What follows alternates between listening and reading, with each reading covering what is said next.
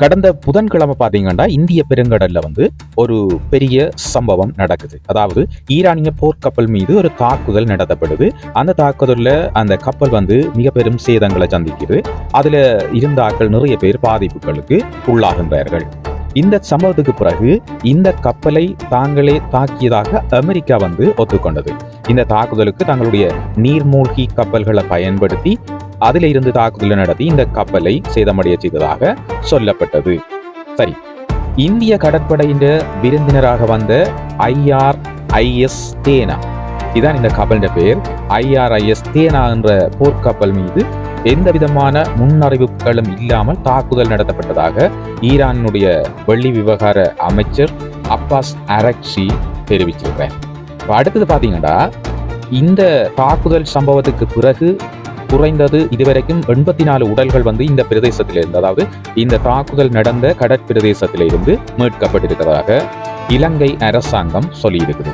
கிட்டத்தட்ட காயமடைந்த 32 பேர் இலங்கையில் உள்ள காலி தேசிய வைத்தியசாலையில சிகிச்சை பெற்று வருவதாகவும் அறிய கிடைக்கின்றது.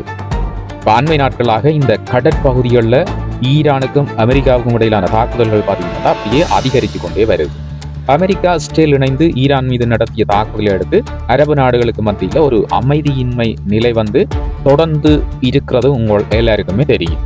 இந்த அமைதியின்மையானது தற்போது இந்த சமுத்திரம் வரைக்கும் வளர்ந்திருக்கிறது தான் இங்கே இருக்கிற ஒரு விஷயம்.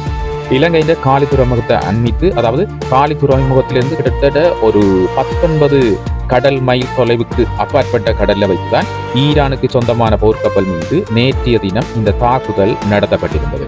இந்த தாக்குதலை தாமே நடத்தியதாக அமெரிக்கா நேற்றைய தினம் அறிவித்திருந்தது. அமெரிக்காவிற்கு சொந்தமான நீர்மூழ்கி கப்பல்களை பயன்படுத்தி இந்த தாக்குதல் நடத்தப்பட்டிருந்தது என்றும் அமெரிக்காவினுடைய வெளியுறவு அமைச்சர் இந்த விஷயத்தை சொல்லியிருந்தார்.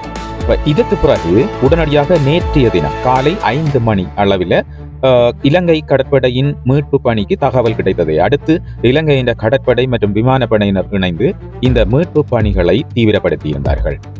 இந்த மீட்பு பணியின் போது 32 பேரை மீட்டு கடற்படையினர் உடனடியாக காலி தேசிய வைத்தியசாலையில் அனுமதித்திருப்பதாக சொல்லப்படுகிறது.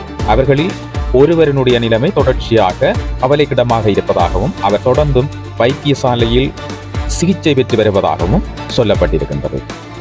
அதே நேரம் இந்த தாக்குதல் நடந்த கடற்பரப்பிலிருந்து கிட்டத்தட்ட 84 சடலங்கள் மீட்கப்பட்டு காலி தேசிய வைத்தியசாலைக்கு கொண்டு வரப்பட்டிருப்பதாகவும் வைத்தியசாலை வட்டாரங்கள் தெரிவிக்கின்றன.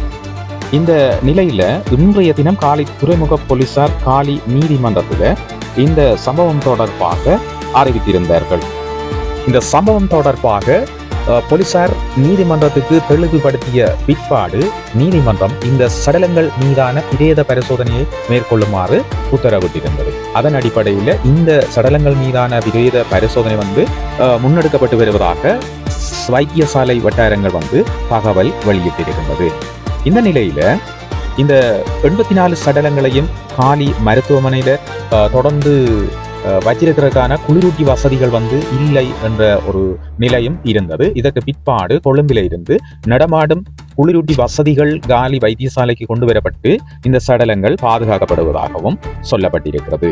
இந்த நிலையில இலங்கையினுடைய பாராளுமன்றத்திலும் இந்த விவகாரம் இன்றைய தினம் ஒரு பேசு பொருளாக மாறியிருந்தது. குறிப்பாக இலங்கையை அண்மித்த கொழும்பு துறைமுகத்தை அண்மித்த பகுதியில் மற்றொரு ஈரானுக்கு சொந்தமான கப்பல் தங்கியிருப்பதாகவும் இந்த விடயம் தொடர்பில் உடனடியாக தெளிவுபடுத்துமாறும் கேள்விகள் எழுப்பப்பட்டிருந்தன. அதற்கு பதிலளித்த அமைச்சரவை பேச்சாளர் இலங்கையினுடைய கடற்பரப்புக்கு அண்மித்த கடற்பரப்பில், ஆனால் சர்வதேச கடற்பரப்பில் ஒரு கப்பல் தரித்து நிற்பதாகவும் அது இலங்கை கடற்பரப்பிற்குள் வருகை தரவில்லை எனவும் இலங்கை கடற்பரப்பிற்கு அப்பாற்பட்ட பகுதியில் இந்த கப்பல் தரித்து நிற்பதால் அதன் மீது இலங்கை எந்த நடவடிக்கைகளையும் மேற்கொள்ள முடியாது என்றும் இலங்கையினுடைய அமைச்சரவை பேச்சாளர் அவர்கள் தெரிவித்திருந்தார்.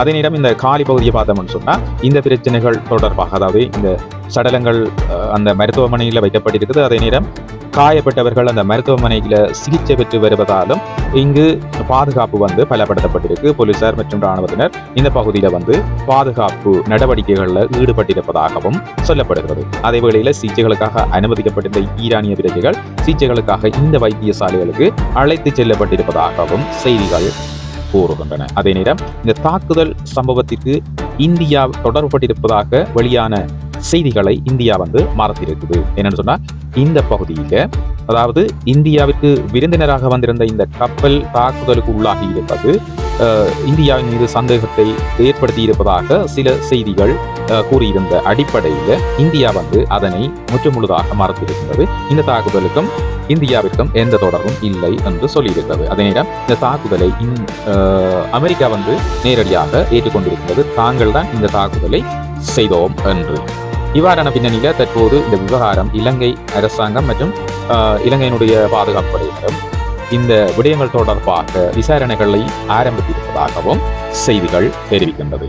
மீண்டும் ஒரு புதிய உலக விவரம் நிகழ்வுகளோடு உங்கள் எல்லாரையும் சந்திக்கிறேன்.